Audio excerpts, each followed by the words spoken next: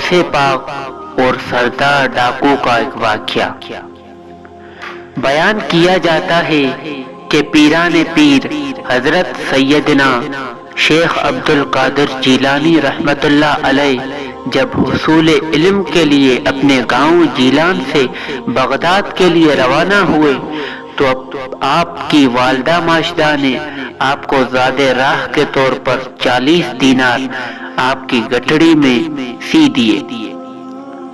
چلتے وقت اپنے لختے جگر کو نصیحت کی کہ بیٹا، خواہ کیسی ہی مصیبت اور برے حالات تمہیں پیش آئیں، سچ کا دامن ہاتھ سے نہ چھوڑنا اور جھوٹ کے نزدیک بھی نہ جانا، کیونکہ راست گوہی 1000 عبادتوں کی ایک عبادت ہے۔ سعادت مند فرزند نے عرض کی کہ اے والدہ، میں نے صدق کے دل سے یہ عہد کرتا ہوں کہ آپ کی نصیحت پر ہمیشہ عمل کروں گا۔ گھر سے رخصت ہو کر آپ رحمت اللہ علیہ بغداد والے ایک قافلے میں شامل ہو گئے، کیونکہ اس دور میں طویل بیابانی راستوں میں تنہا سفر کرنا ممکن نہ تھا۔ اثناء سفر میں ہمدان سے کچھ آگے قزاقوں کے جتھے نے قافلے پر چھاپا مارا اور اہل قافلہ کا سب مال و اسباب لوٹ کر تقسیم کے لیے ایک جگہ جمع کر دیا۔ سیدنا حضرت شیخ عبد القادر جیلانی رحمت اللہ علیہ ایک طرف چپ چاپ یہ دردناک نظارہ دیکھ رہے تھے کہ ایک ڈاکو آپ کی طرف بڑھا اور پوچھا، کیوں میاں، تمہارے پاس بھی کچھ ہے؟ آپ نے فرمایا، ہاں، میرے پاس 40 دینار ہیں۔ ڈاکو کو آپ کی بات پر یقین نہ آیا اور وہ آپ کی ہنسی اڑاتا ہوا آگے بڑھ گیا۔ اتنے میں ایک دوسرا قزاق آپ کی طرف آیا اور آپ سے وہی سوال کیا۔ آپ نے پھر سے یہی جواب دیا کہ میرے پاس 40 دینار ہیں۔ آپ کی غریبانہ حالت کو دیکھ کر دوسرے ڈاکوؤں نے بھی آپ کی بات پر ہنسی اڑا دی۔ ہوتے ہوتے یہ بات ڈاکوؤں میں پھیل گئی اور ان کے سردار احمد بدوئی کے کانوں میں یہ بات جا پہنچی۔ اس نے حکم دیا کہ اس لڑکے کو میری طرف لاؤ۔ ڈاکو آپ رحمت اللہ علیہ کو اپنے سردار کے سامنے لے گئے۔ سردار نے آپ سے مخاطب ہو کر کہا، لڑکے، سچ سچ بتا، تیرے پاس کیا ہے؟ تو حضرت نے بتایا، بلا خوف بتایا، اس بات کا جواب دیا کہ میرے پاس تیرے 2 ساتھی آئے اور میں بتا چکا ہوں کہ میرے پاس 40 دینار ہیں۔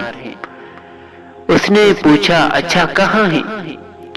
تو حضرت شیخ عبد القادر جیلانی رحمت اللہ علیہ نے فرمایا، میرے بغل کے نیچے گٹھڑی ہے، اس میں سیے ہوئے ہیں۔ سردار نے ایک ڈاکو کو حکم دیا کہ اس لڑکے کی تلاشی لو۔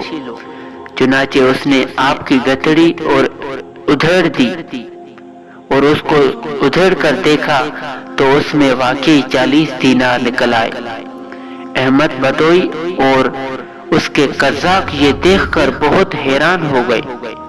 احمد بدوئی نے حیرانگی کے عالم میں حضرت سے پوچھا کہ لڑکے، تمہیں معلوم ہے کہ ہم قزاق ہیں اور مسافروں کا سامان لوٹ لیتے ہیں، پھر بھی تم نے ان دیناروں کا بھید ہم پر ظاہر کر دیا، حالانکہ یہ رقم اس قدر محفوظ تھی کہ کسی کو اس کا وہم و گمان بھی گزر نہیں سکتا تھا۔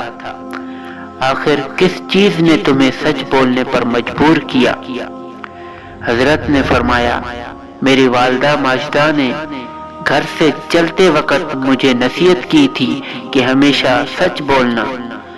بھلا ان 40 دیناروں کی وجہ سے میں اپنی والدہ کی نصیحت کو کیوں فراموش کر دیتا اور اللہ کو ناراض کر دیتا؟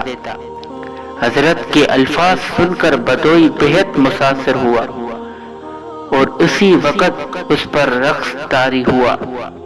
ندامت کے آنسوؤں نے اس کے دل کی سیاہی کو ڈھو ڈالا اور اس نے آہ بھر کر کہا، اے بچے، تم پر خدا کی ہزاروں رحمتیں ہوں کہ تم نے اپنی ماں کے عہد کا خیال رکھا، لیکن حیف ہے مجھ پر کہ میں نے اپنی ساری زندگی اپنے خالق کا عہد توڑتے گزار دی۔